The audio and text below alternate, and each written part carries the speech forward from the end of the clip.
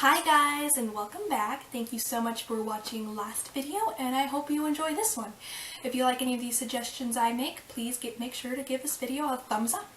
Okay? So, now you know how to send out a Flat Ranger and a good idea of what it's like to get a letter back.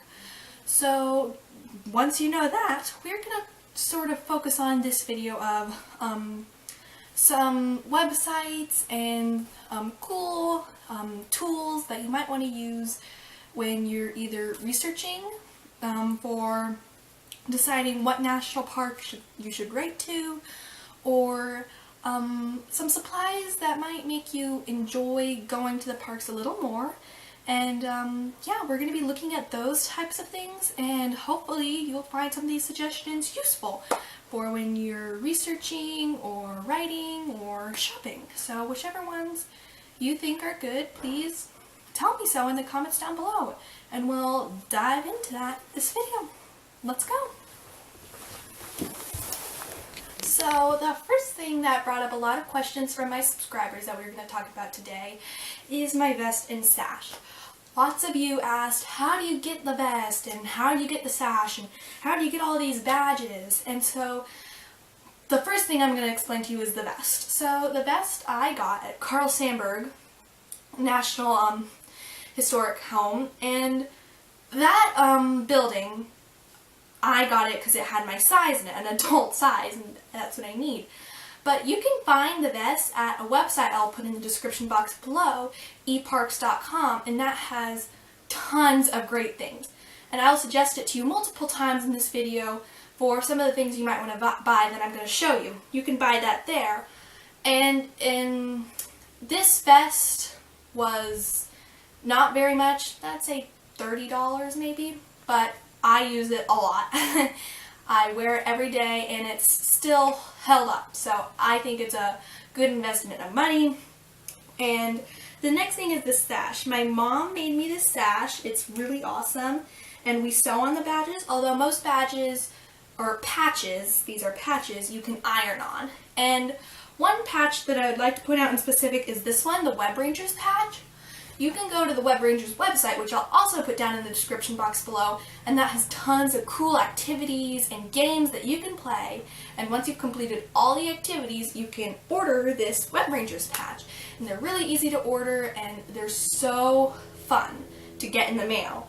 And this is what the patch looks like, and I will once again, as I said, put the link down in the description box below. I hope some of these suggestions about my vest and the sash you'll find useful, because I find them useful. I find this vest useful for storing my badges in all these cool pockets, and when you go to a park, it's hard to carry around your brochure and your passport, as I later show you, and so this vest has plenty of pockets in which you can put all those things in. So, eparks.com and Web Rangers. I'll put the links in the description box below. So another cool thing I'd like to show you today is the National Park Passport, and this version I have is the Explorers Edition.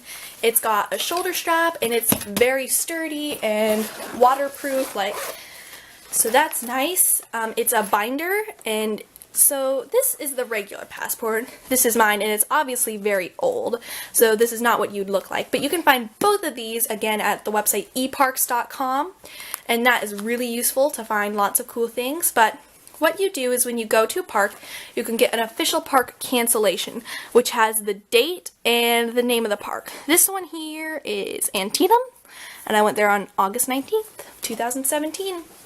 And they've divided it up into different sections, and at the beginning, if I can find it, there is a map of all the sections, and this is in the small passport and the large passport. I got this one and a couple days ago actually, and I loved it. I only have one stamp because, as I said, I got it a couple days ago at a park. You can find these at a park. And you can find these at most parks, but if you can't, you can find it at eparks.com.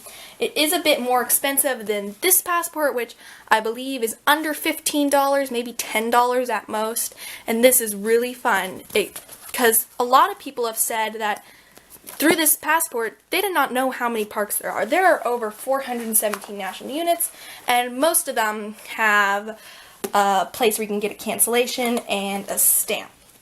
And this one is divided up real nice, and they come with an official, if I can get to the back, National Park Service map. This also comes in the smaller one, and this is a map of all the parks, and it's really good to take a look at, so maybe you can help decide where to write your letters or where to visit, maybe parks that are near you.